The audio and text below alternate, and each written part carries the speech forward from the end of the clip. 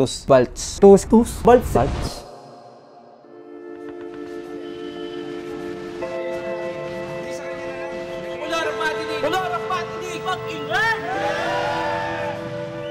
Yaw, ako nga pala si Jaime. Sa delivery kasi mas lamang si Balts, pero sa written naman medyo may konting lamang si Tus. Pero di natin masasabi. Pero kung tatanungin ako kung isa lang, sa tingin ko si Tus.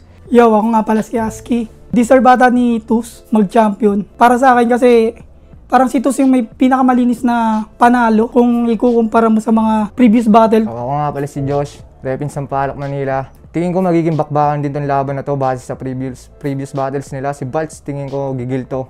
Dahil sa nangyari, laban nila ni Nasha medyo controversial pa dahil nga nag-choke daw si Nasha, dapat si Nasha. Pero tingin ko magbabawi si Balts, pero tingin ko Tus to kasi man, iba rin yung dala ni Tus, man. Yo, ako nga pala si Nasha. Yung pinanggalingan na storya kasi nung parehas na panig medyo hindi rin ganun ka ganda eh.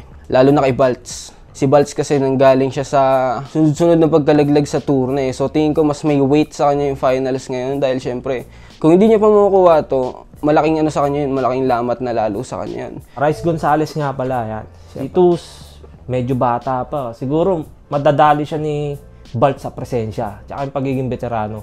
Yo, Batman ng Creo at ng Pulo. At kung tatanungin ako kung sinong gusto kong manalo sa finals ng Pulo, tingin ko mas lamang si Balts eh. Mas mapisngi kasi siya kay Tus eh. Si Tus payatot, pre, parang di ko makain. Tapos si Balts ngayon, ang lakas talaga ng tsamba ng tao na yan. Isipin mo nakalusot sa akin, eh ang lakas ko. Yun lang, kaya Balts champion yan sa akin.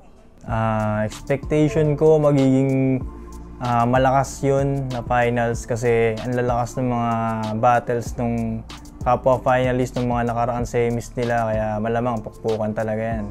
Yo, ako nga pala si Shernan, isang batang Muntinlupa at anak ng Muntinlupa syempre. Ang dapat yung abangan kay Tus at Balts ay yung anong klaseng halimaw yung mapapanood nyo. Hindi ko kasi masasabi kung sino sa kanila yung pwedeng manalo, pero ang sigurado lang ako, dalawa sila na may kakayahan na gawing kampiyon yung sarili nila, pero kailangan may manalong isa. Si Balts kasi isa yan sa mga una rin sa Pulo. Pagiging agresibo niya para sa akin, isa sa magdadala sa kanya papunta sa kampyonato. Si Tus naman, isa sa mga rookie ng Pulo, mga bago-bago lang din, pero pagdating sa sulat, ibang klase rin. At tingin ko, ang magdadala kay Tus sa kampyonato, yung style niya, yung sulat niya, at yung masiksik. So maglalaban na lang to sa mas veteranong agresibo na may magandang punto rin, at isang medyo bata-bata na mas busog sa mga matitinding punchline at sulat. Yun, sa lahat na sumusuporta sa Pulo, maraming salamat sa inyo. Sa mga naniniwala at sa hindi, okay lang naman. Hindi ko naman ito ginagawa para kumita. Actually, abono ko lagi dito sa Pulo. Ginagawa ko lang itong Pulo para makatulong sa ibang aspiring MC. At pasasalamat ko na rin sa hip-hop dahil yung hip-hop malaki na tulong sa akin. Yun, ang Oragon 4 ay dedicated ko talaga yan sa akin bilang Bicolano. At ang October ay birth month ko, kaya Oragon, ginawa ko siyang pangalan ng event. Nilaan ko siya para sa akin. Pero sa kabilang banda, kaya Oragon ang napili ko dahil sobrang solid ng mga nasa lineup na yan, lalo syempre yung finals. At yan kayo makakakita ng mga maanghang na battle, mga maanghang na salita. Kaya yun, Oragon 4, abangan nyo yan.